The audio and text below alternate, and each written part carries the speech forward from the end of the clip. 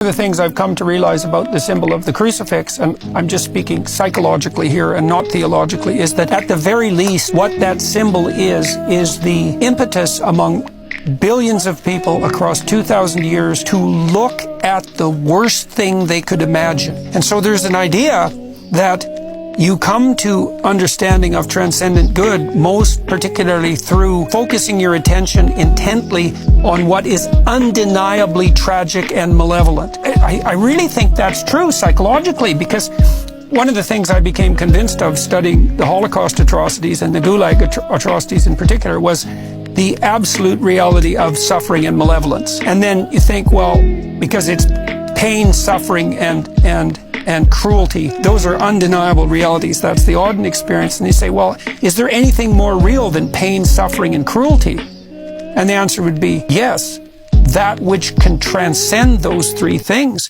And it could easily be that you cannot make contact with what transcends those without diving deep into the nature of those as deep as possible. And I certainly see the biblical narrative focusing, for example, on the crucifixion, but not only that, as the collective attempt of mankind in some real sense to come to terms with the worst that life has to offer and to discover as a consequence something that transcends that.